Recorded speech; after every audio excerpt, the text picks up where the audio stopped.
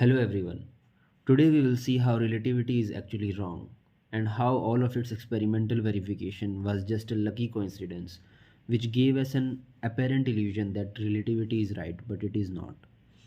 We will see through our mathematical precision that where Einstein and Michelson and Morley made a mistake which eventually led to the birth of this flawed and absurd theory which we call relativity today.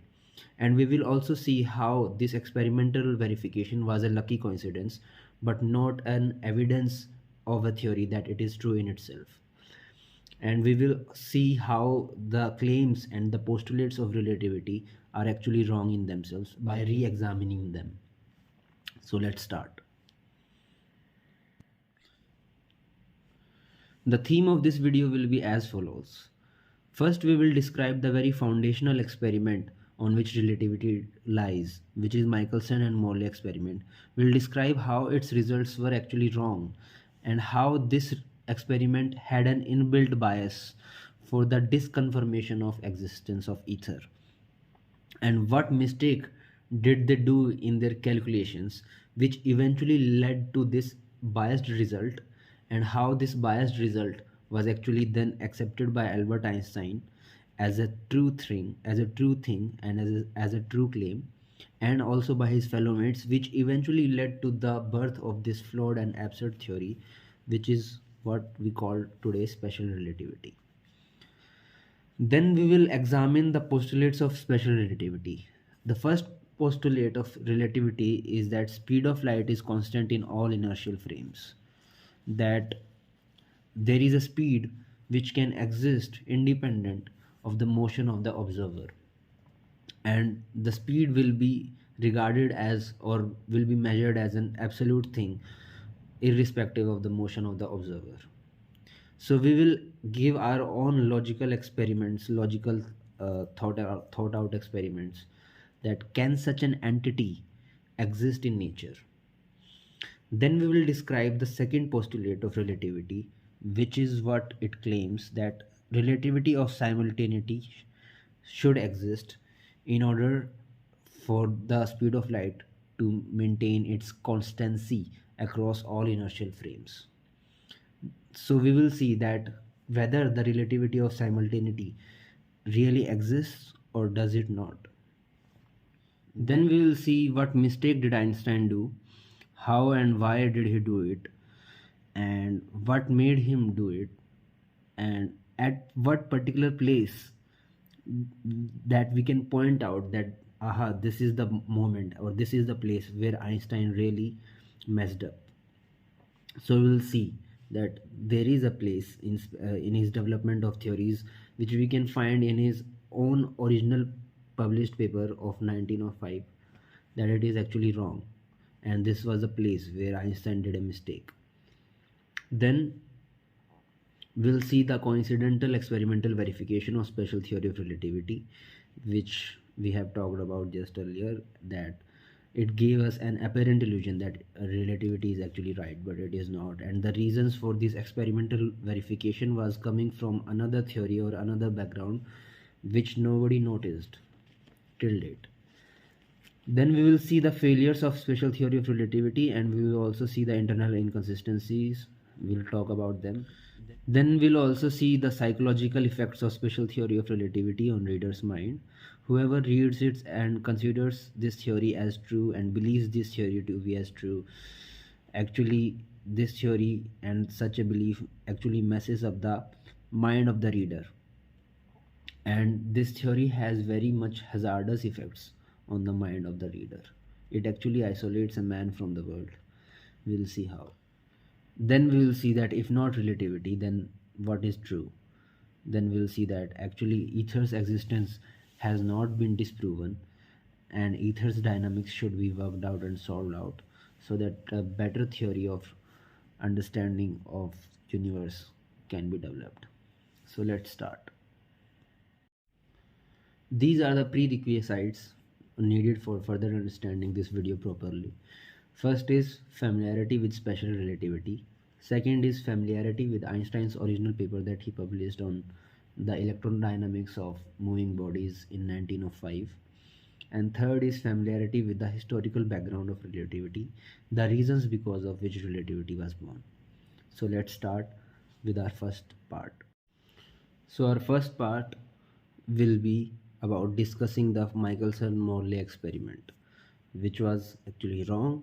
And if we can prove that this was actually wrong and they did a mistake, that will eventually prove that relativity is actually wrong, because the whole of relativity lies on this foundational experiment, which is Michelson and Morley experiment. So let's begin. So this is the experimental apparatus of Michelson's Morley experiment. But before moving on, we have to understand some basics and history of relativity, the reasons because of which this experiment was getting done at the first place. You see, there were two theories that were dominant in those times. First is of Newton and second was of Maxwell. Newton's theory was claiming that every wave requires a medium, and just like water wave requires water medium and sound requires an air medium, just like that light must be traveling also through a medium, and they call this medium the ether medium. That light is a wave excitation of this medium. On the other hand, Maxwell and interpretations of Maxwell's theory of electromagnetism were claiming that speed of light is absolute for all observers, which means that light requires no medium and light can travel without any medium. So there was this clash going on between these two theories. First is of Newton and second is of that Maxwell. And Newton's theories were claiming that ether must exist, and Maxwell's some interpretations of Maxwell's theory were claiming that ether should not exist and light can exist independent of any medium. So who is true? So to find out who is true, we have to make up an experiment which detects the existence of ether by some trickery, mathematical trickery. Before this experiment, Michelson's Morley experiment, nobody was able to figure out how can we detect the presence of ether or existence of ether. But Michelson and Morley experiment came up with this mathematical trickery and idea that through this experiment they can prove the existence or non-existence of ether. And because they had this inbuilt bias that this experiment can really prove the existence of ether or disprove the existence of ether, then because of this inbuilt bias, the results which were born out of this experiment were also biased, and because of this biased results, relativity was born.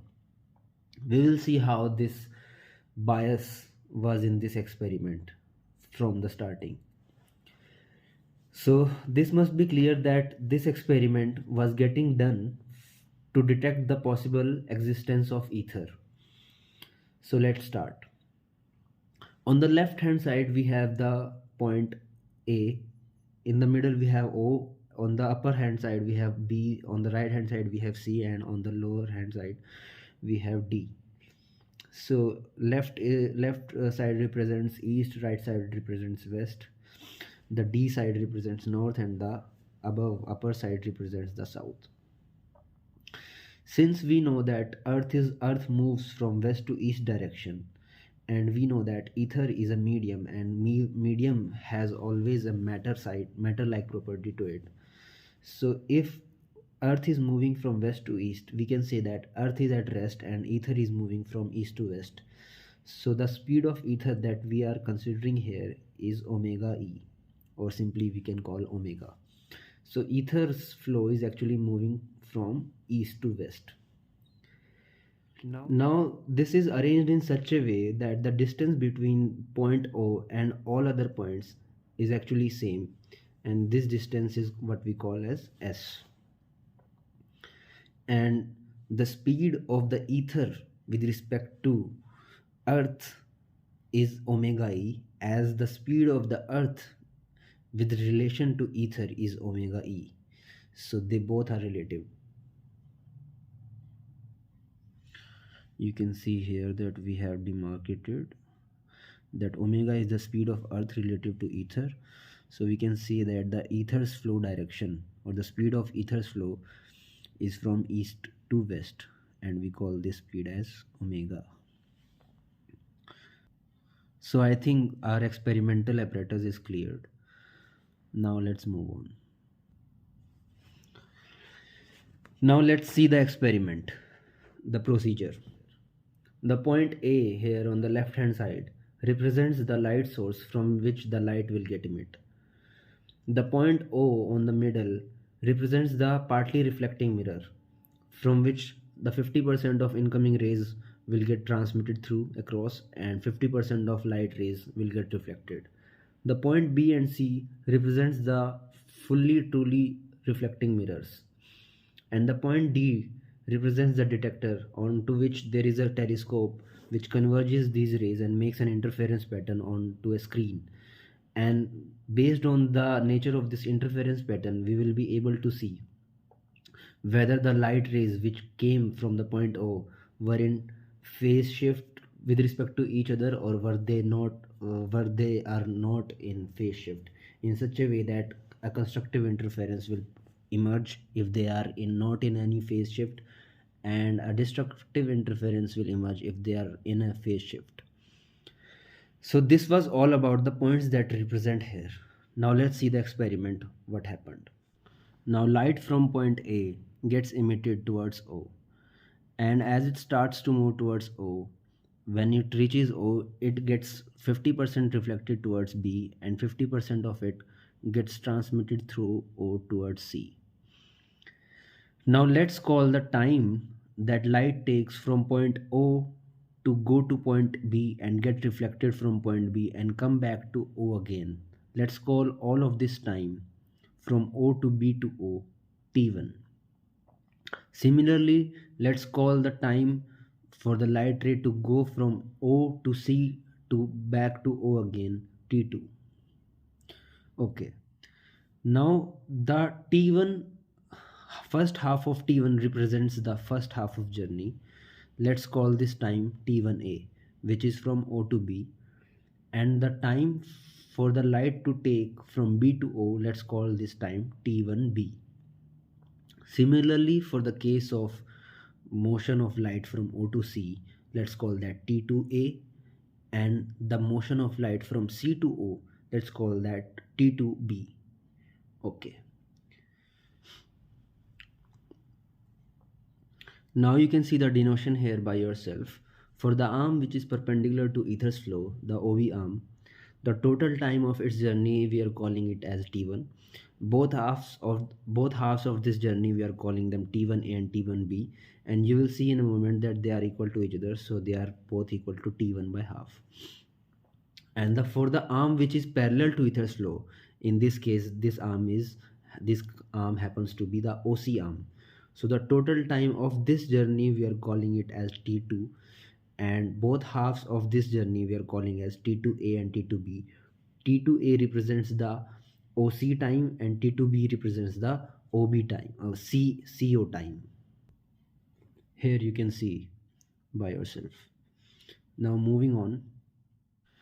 Now let's see the different results of this experiment that can occur based on these different values of time periods.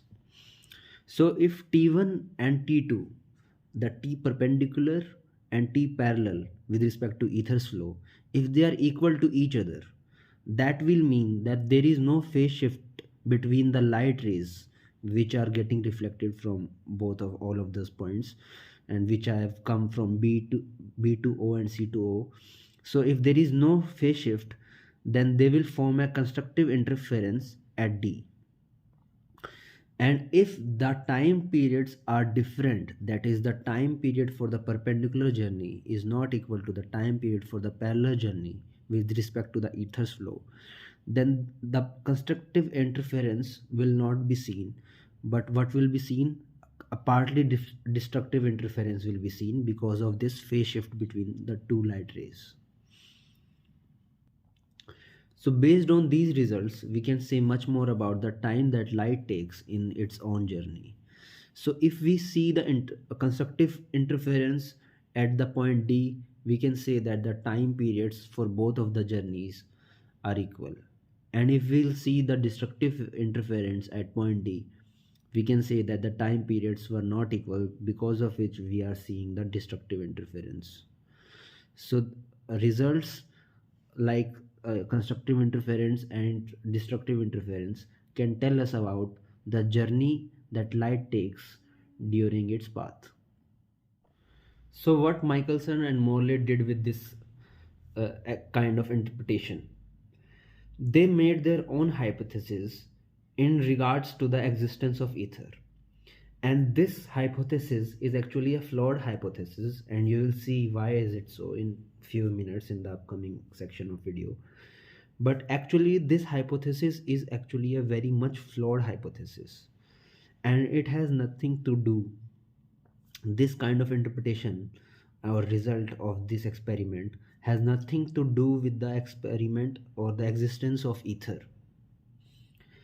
But this is the mistake that Michelson and Morley did in the construction of this experiment and in the interpretation of these experiments in relationship with the existence of ether. This was their hypothesis, that if we will see the constructive interference at the as a result of this experiment, then that will disprove the existence of ether, and if we will see destructive interference, that will prove the existence of ether. So initially it looks logically consistent and logically appealing that this hypothesis is actually true, but it is not, and we will see why through our mathematics and through our mathematical derivation. Now let's see. And one more thing, that because of this hypothesis, they had an already inbuilt bias before doing this experiment, and that inbuilt bias made them commit a mistake in their calculations, which eventually led to the biased result of this experiment. Let's see how. Let's go for the mathematics now. Now this is the case for the arm OC, which is parallel to the ether's flow. So we can also call it latitudinal motion. So what happens for this case is light goes from point O towards C, and it covers a distance S for the journey of O to C, and the time period for the O to C is, we are calling that T to A. So T to A is equal to the distance between the point O to C, which is S, and the speed that light is actually carrying during its whole journey. So c is the speed of light itself at a rest frame, which is the speed of light in its medium, and omega is the speed of the ether with respect to earth. So the total speed of the light will actually be equal to s by c plus omega. So t to a is equal to s by c plus omega, and this is for the OC journey. Now the time period of the journey of light from point C to O will actually be equal to s by c minus omega, because again the c is the speed of light in the medium itself, and the medium direction of the medium's flow is against the direction of the speed of light itself, so they are actually opposing to each other. And since c is much greater than omega, so we are saying that c minus omega. So t to b is equal to s by c minus omega, and t to a is equal to s by c plus omega. Now notice here that this is not my mathematics. This is the mathematics that Michelson and Morley did in their own original experiment. This is the mathematics that you can find out in their own original experiment or original textbooks of special relativity, which provide this mathematics of the experiment. So this is the mathematics which originally Michelson and Morley did in their experiment. Now let's move on. Now let's see the further derivation of it. If we combine T2A plus T2B, to form the final value of T2, what will be so here here is it. Here T2 is equal to T2a plus T2b. Now we can factorize the s in common, and we can do some mathematics, some LCM thing, and then we can get this final thing, that T2 is equal to T2s by c in bracket 1 by 1 minus omega square by c square. And by T2 we already mean that T parallel, that is just a denotion, but this is the main thing, that T2 is equal to 2s by c. This is the result as per this mathematics. Now let's see the value of T1.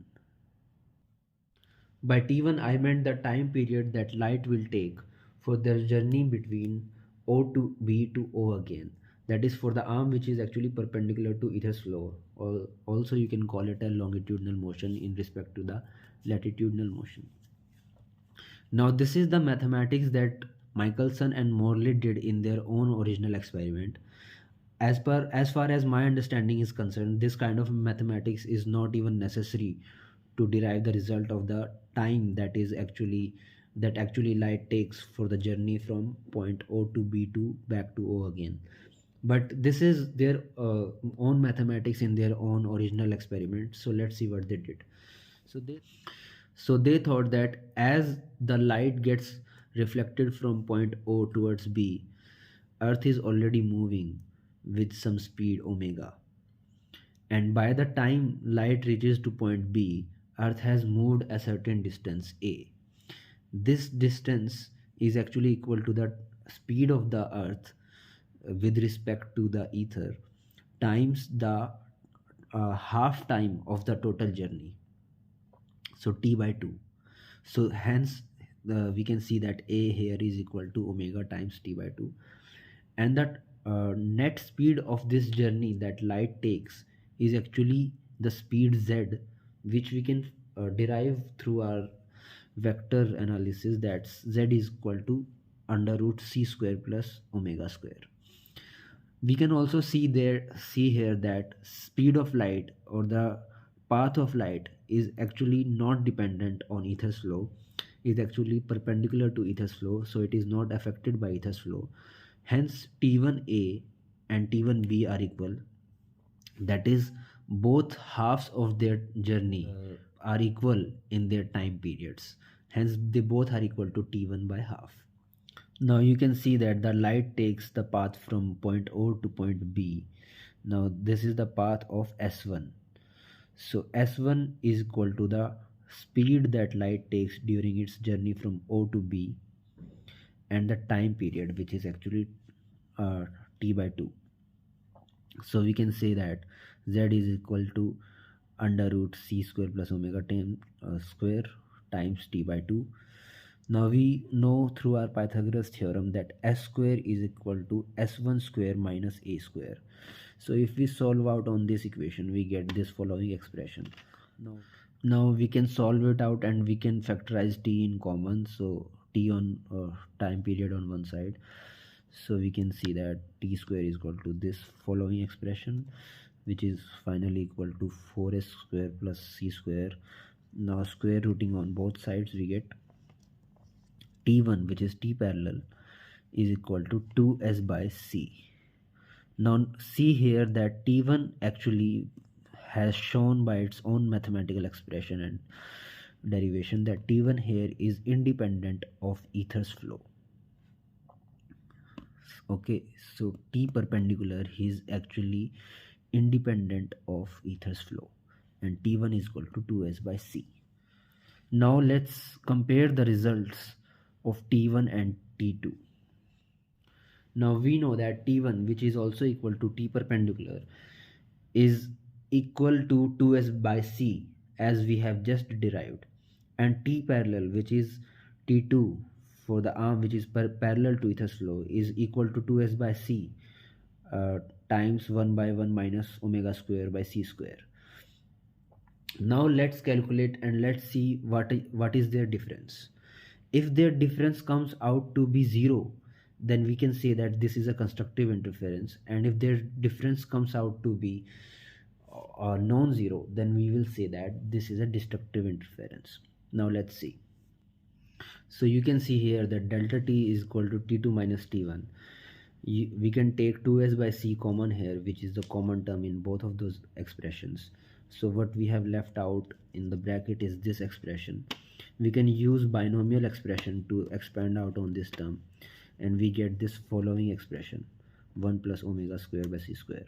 If we put in this thing, we get 1 minus 1, again omega square minus c square is left. So we get this following expression, that delta t is actually equal to 2s by c cube times omega square. Now we have already discussed that if delta t comes out to be 0, then a constructive interference will be seen, but if it comes out to be non-zero, then a destructive interference will be seen, which is the very thing which is written here.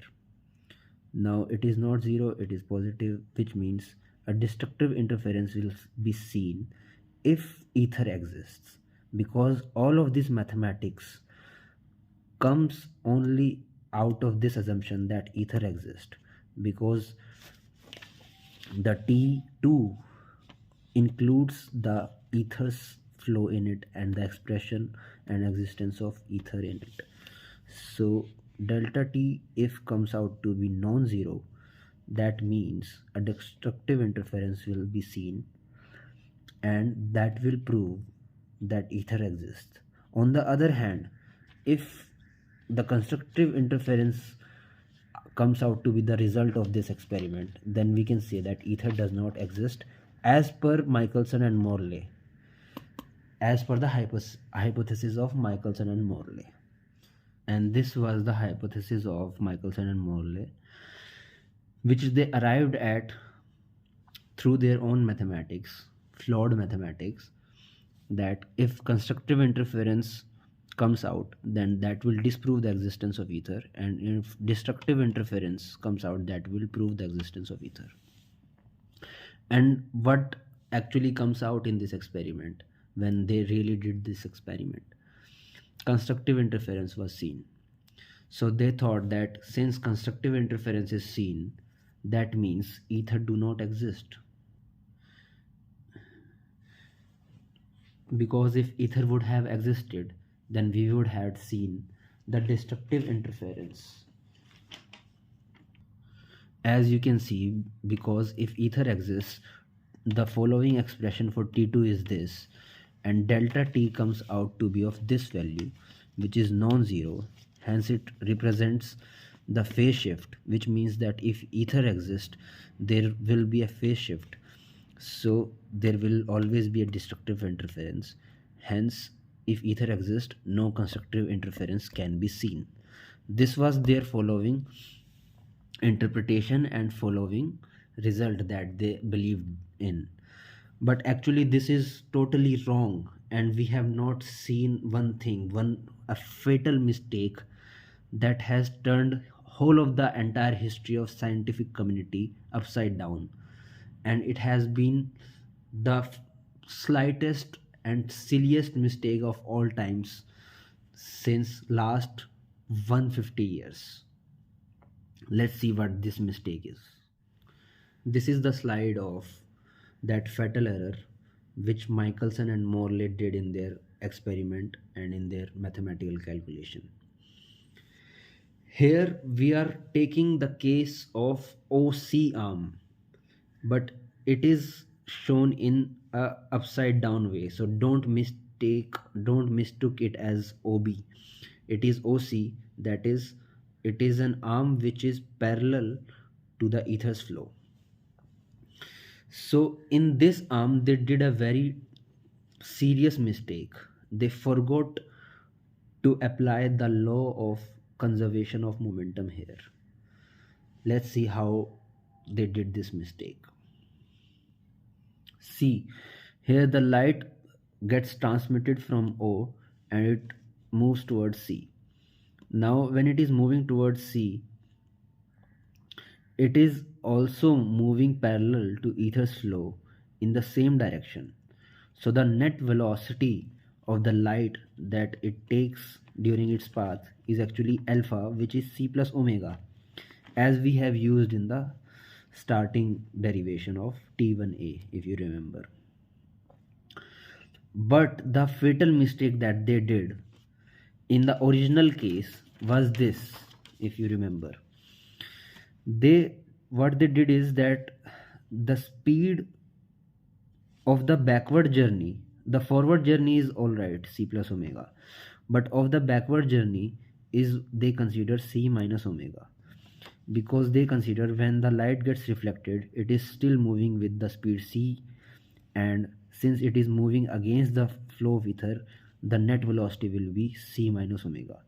But there, here it's the very position where they have failed.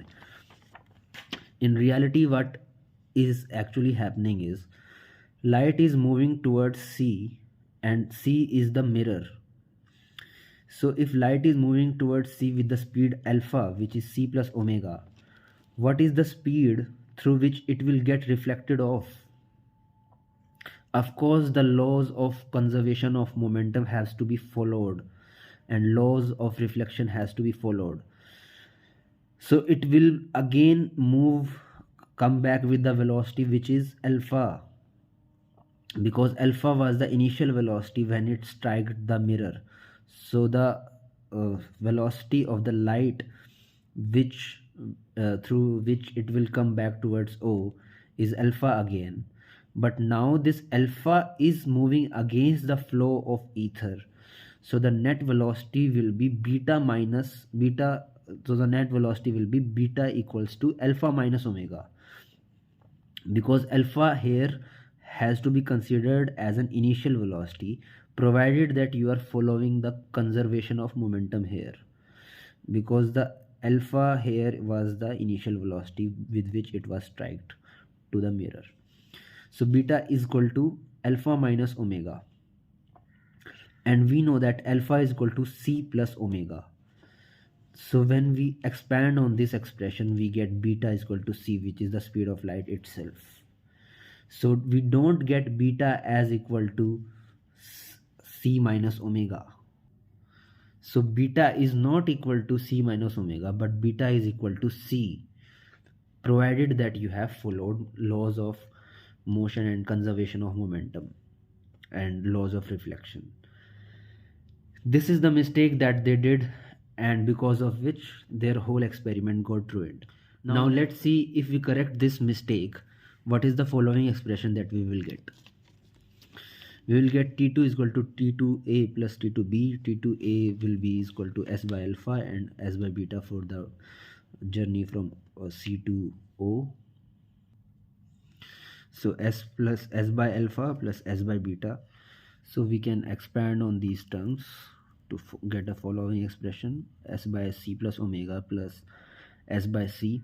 We can take S in common and get this following expression, and S again in common and solve this following expression in the bracket, and we can take 2 by C in common to get this following expression in the brackets.